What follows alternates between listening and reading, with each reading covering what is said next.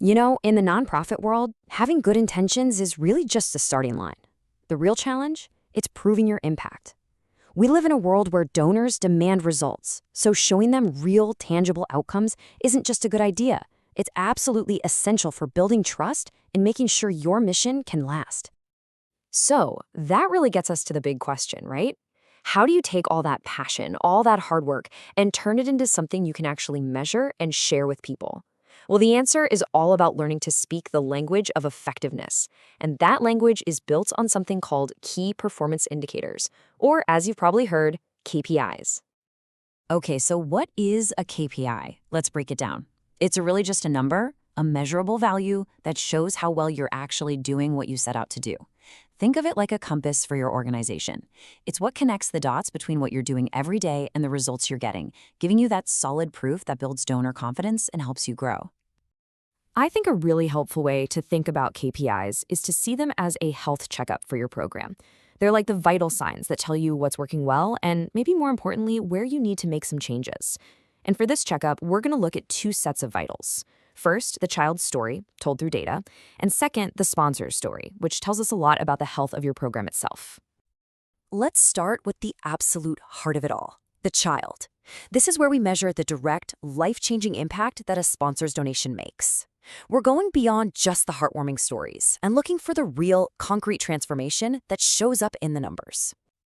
So we'll split this into three main areas. We're going to look at how you can measure educational progress, then we'll track improvements in health and wellness, and finally, we'll dive into the super important, but sometimes tricky, area of psychosocial development. Okay, this is where things get really powerful. Just look at these two columns. These aren't vague ideas, they're incredibly concrete.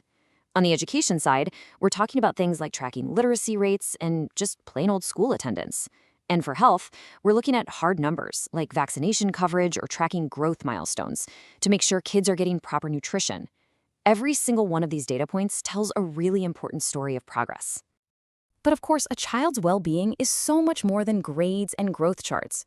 Psychosocial development is all about tracking those emotional and social skills. Things like self-confidence or learning how to build healthy friendships.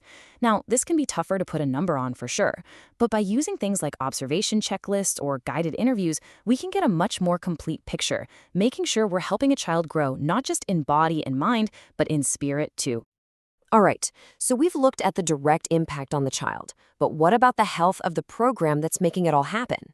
This is where we need to switch gears and look at the sponsor's story.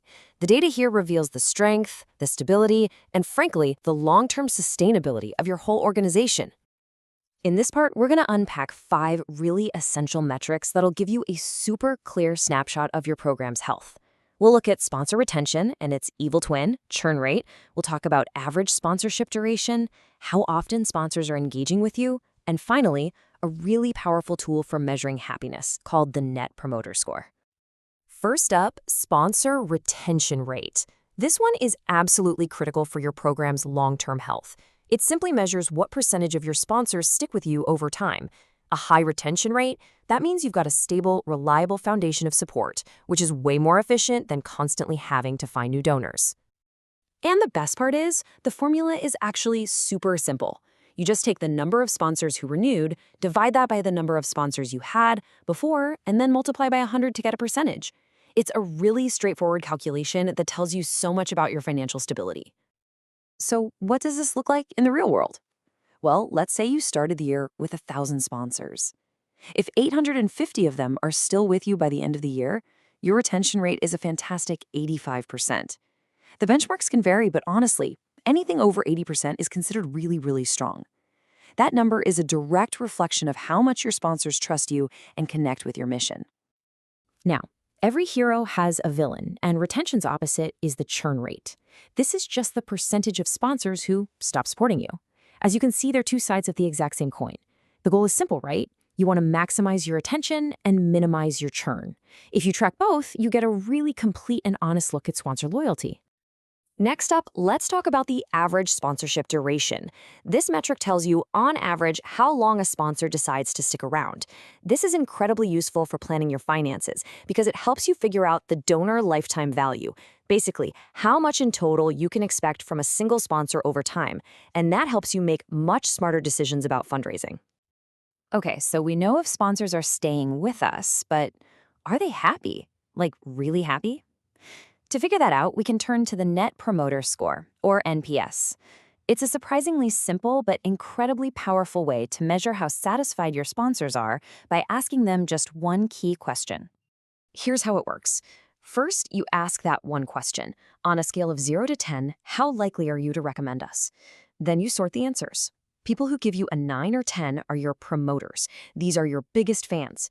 Anyone from 0 to 6 are detractors. And the folks in the middle, the 7s and 8s, are called passives. To get your score, you just subtract the percentage of detractors from your percentage of promoters. You ignore the passives because, while they're not unhappy, they aren't out there cheering for you. That's what makes NPS such a sharp tool for measuring true loyalty. So we've looked at the data for the child and for the sponsor, but now let's zoom out and look at the bigger picture. Because the impact of a great sponsorship program doesn't just stop with one child. It creates this amazing ripple effect that can transform an entire community. And measuring this is key to showing the full scale of your work. And this is where the story gets even more incredible. We're talking about real, tangible improvements for everyone. A sponsorship program might help fund a new well that provides clean water for the whole village. That, in turn, leads to less sickness, which means kids can spend more time in school, a school that you might have helped build or renovate. This kind of data shows how one single sponsorship can be part of a huge wave of positive change.